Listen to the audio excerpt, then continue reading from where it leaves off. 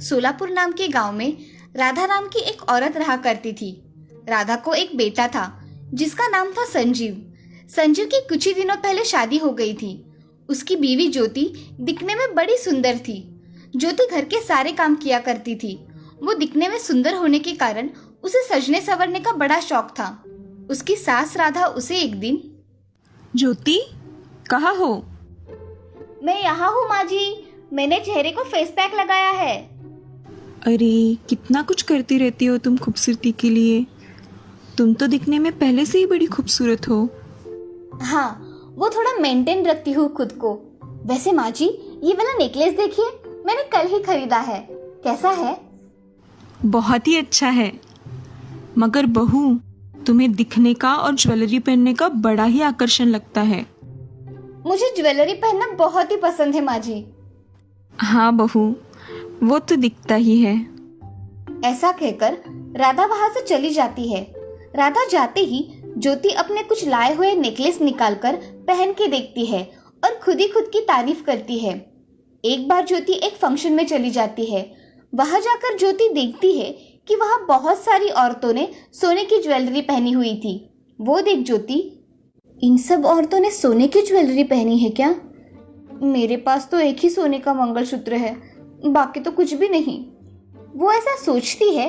तभी ज्योति की सहेली शीला ज्योति से, ज्योति कैसी हो? कितने दिनों बाद मिली हो। मैं अच्छी हूँ, तुम कैसी हो? मैं भी अच्छी हूँ। तुम्हारे गले में ये नेकलेस नकली है क्या? हाँ, नकली है। क्यों, अच्छा नहीं लग रहा है क्या? ठीक लग रहा है। मेरा देखो कितना अच्छा लग रहा है ना? हाँ, बहुत अच्छा लग रहा है। ऐसा कहकर ज्योति वहां से चली जाती है। उसे शीला की बात मन को लग जाती है। वो घर जाकर अपने पति संजीव से, मुझे सोने के गहने बनाकर दीजिए। मेरी सब सहेलियों के जेवर सोने के हैं और मेरा मंगलसूत्र छोड़ के कुछ भी सोने का नहीं है। अरे ज्योति, सोना सोना क्या लगा कर रखा है? सोने से क्या पेट भरता है? वो मुझे कुछ मालूम नहीं। आप मुझे बस सोने की ज्वेलरी लाकर दीजिए। मैं तुम्हें इतना समझा रहा हूँ और तुम हो कि जिद पर ही अड़ी हो। मुझे आपकी कोई बात नहीं सुननी, मुझे गहने चाहिए ही। ठीक है, 1 महीने बाद लेकर दूंगा। ऐसा कहकर संजीव घर से बाहर काम करने के लिए निकल जाता है। ज्योति की सास राधा को ज्यादा गहने नहीं थे। उसे सोने का कोई लालच नहीं था, मगर राधा को ज्योति की ये आदत खटकती थी। एक दिन राधा ज्योति से, बहू, हमारी बिरादरी में आज एक शादी है, हमें शादी में जाना है। जाओ, तैयार हो जाओ। क्या करूँ तैयारी करके? सब मेरा मजाक उड़ाते हैं। ऐसा कुछ नहीं बहू, अपने हिसाब से रहना चाहिए, कोई कुछ नहीं कहता। आपको कुछ नहीं फर्क पड़ता माँ जी, मगर मेरी सहेलियां मुझे चिढ़ाती है। आपको इससे क्या? राधा अब ज्योति की बात सुन के परेशान हो गई। तभी राधा के दिमाग में एक कल्पना आती है। राधा ज्योति से, ज्योति, मैं सोच रही हूँ कि तुम आज के दिन श्यामा के गहने लेकर आओ, जिससे तुम्हारा मन भी रह जाएगा और शादी भी हो जाएगी। ये विचार अच्छा है माँ जी, मैं अभी श्यामा के गहने लेकर आती हूँ। ऐसा कहकर ज्योति श्यामा के घर चली जाती है और श्यामा को जोर जोर से आवाज लगाती है, श्यामा कहाँ हो? जल्दी बाहर आओ। अरे ज्योति, क्या हुआ? इतने जोर से आवाजें दे रही हो? श्यामा, मुझे तुमसे एक काम है। आज मुझे शादी में जाने के लिए तुम्हारे गहने चाहिए थे। क्या तुम मुझे तुम्हारे गहने दोगी? हाँ ज्योति, तुम मेरी अच्छी सहेली हो, मैं तुम्हें गहने क्यों नहीं दूंगी।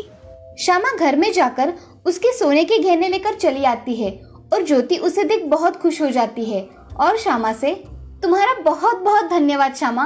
अब जाओ शादी में, नहीं तो यही देर हो जाएगी। हाँ, मैं चलती हूँ। ऐसा कहकर ज्योति वहां से चली जाती है। घर आकर ज्योति गहने पहनकर तैयार हो जाती है और शादी के लिए अपने सास के साथ चली जाती है। आज ज्योति बहुत खुश थी। आज उसने सोने के गहने पहने थे। आज शादी में ज्योति को किसी ने उसकी ज्वेलरी देख के टोका नहीं था, इसीलिए ज्योति बहुत खुश थी। अब ऐसे ही दिन बीत रहे थे। कहीं भी जाना हो या किसी की शादी में जाना हो तो ज्योति श्यामा का गहने लेकर चली आती थी। और एक दिन राधा ज्योति से, बहू, ऐसे हमेशा किसी के गहने लाना अच्छी बात नहीं है। हमेशा मांगने से हमारी कीमत कम हो जाती है, समझी? माँ जी, दूसरों की चीजें पहनने से कोई कीमत कम नहीं होती।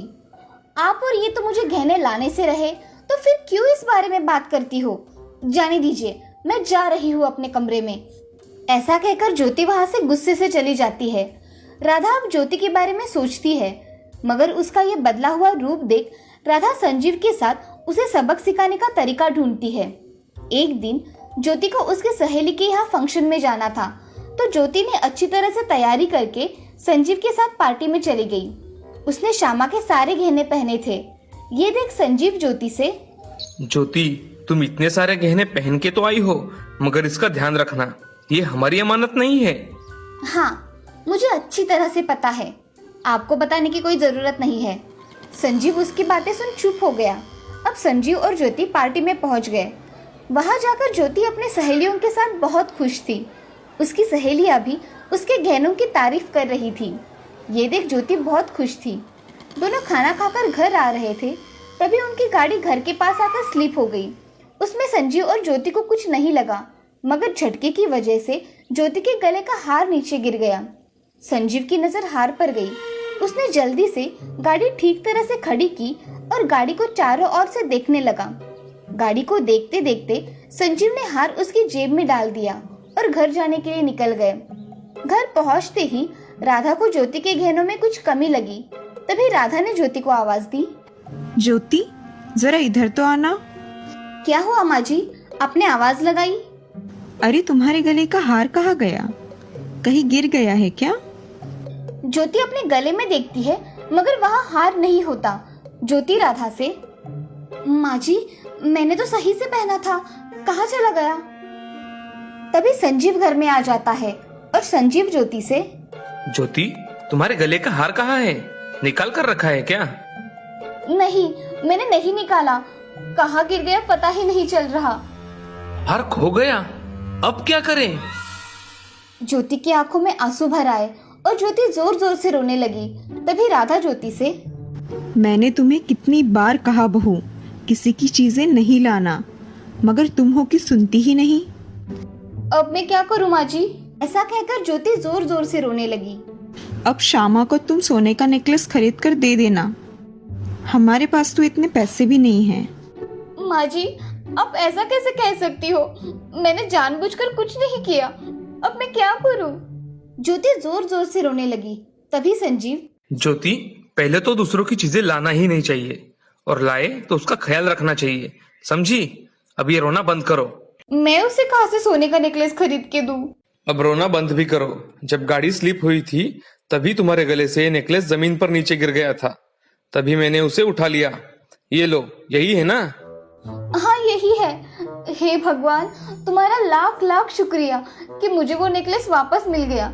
माँ जी ने कितनी बार कहा था कि दूसरों की चीजें मत लाना, मगर मैंने उनकी एक नहीं सुनी।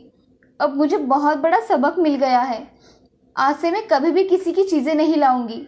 माँ जी, मुझे माफ कर दीजिए। अरे बहू, माफी मत मांगो, तुम्हें तुम्हारी गलती का एहसास हो गया, यही बहुत है।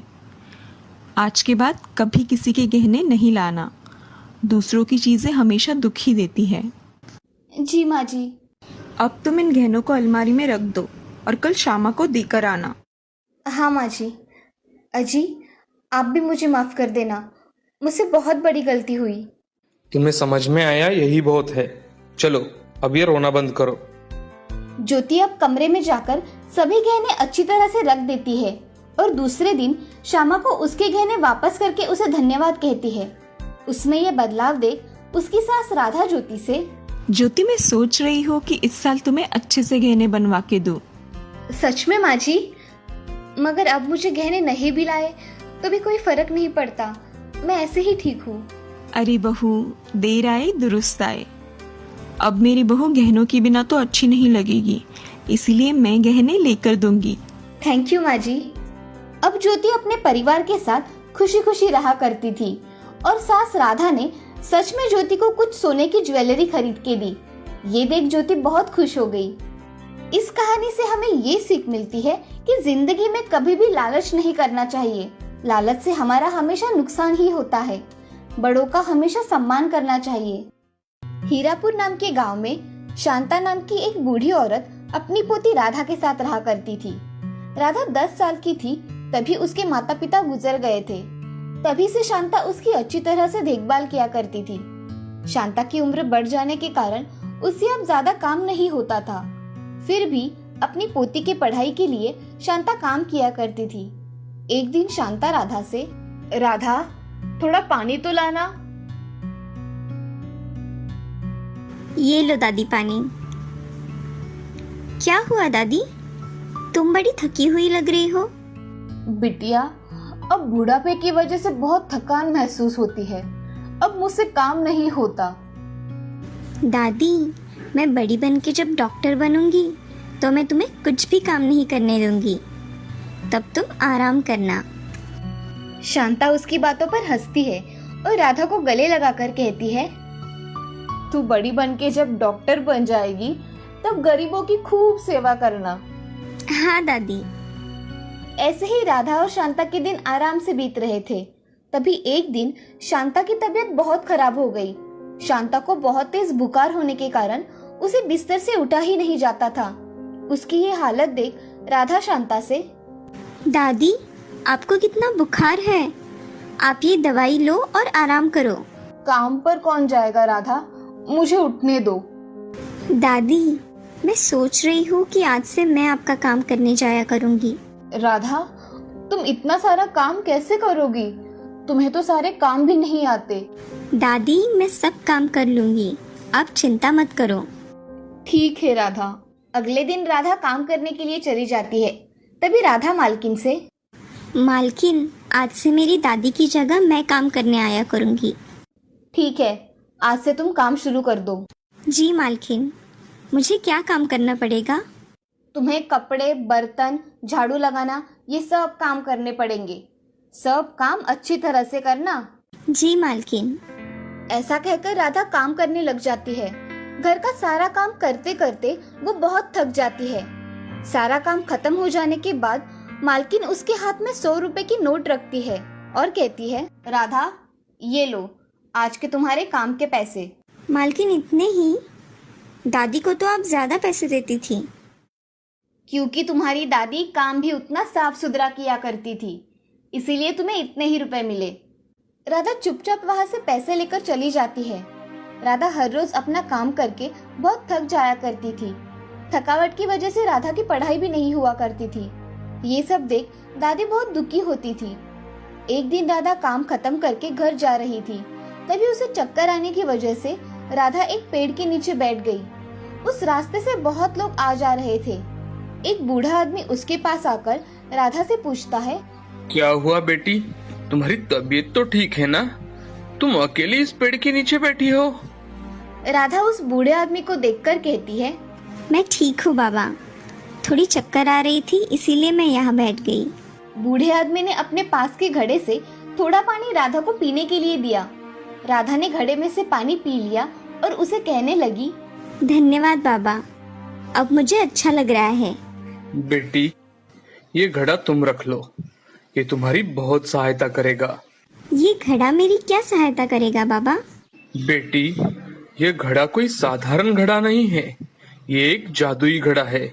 इससे तुम जो भी मांगोगी वो तुम्हें मिल जाएगा। क्या ये घड़ा सच में जादुई है? हाँ बेटी, इस घड़े से तुम जो भी मांगोगी वो तुम्हें मिल जाएगा। ठीक है बेटी, अब मैं चलता हूँ, तुम इस घड़े को संभाल कर रखना। धन्यवाद बाबा। ऐसा कहकर बूढ़ा आदमी वहाँ से चला जाता है और राधा घड़ा लेकर अपने घर चली आती है। घर आते ही राधा दादी को घड़ा दिखाती है और उससे कहती है कि दादी, मुझे रास्ते में एक बूढ़े बाबा मिले थे, उन्होंने ये घड़ा दिया है। ये घड़ा जादुई है, इससे मैं जो भी मांगूंगी वो मुझे मिल जाएगा। राधा, सच में ये घड़ा जादुई है? हाँ दादी, चलो मैं इससे कुछ मांग कर देखती हूँ। ऐसा कहकर राधा उस घड़े से खाना मांगती है। हे जादुई घड़े, मुझे मेरे लिए और मेरी दादी के लिए खाना चाहिए।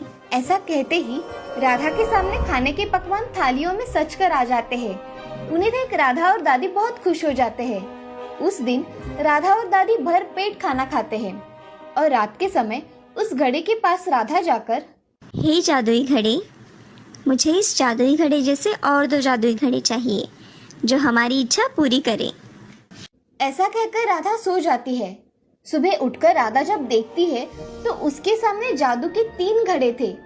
एक घड़े में सोना, दूसरे घड़े में चांदी के सिक्के और तीसरा घड़ा मोतियों से भरा हुआ था।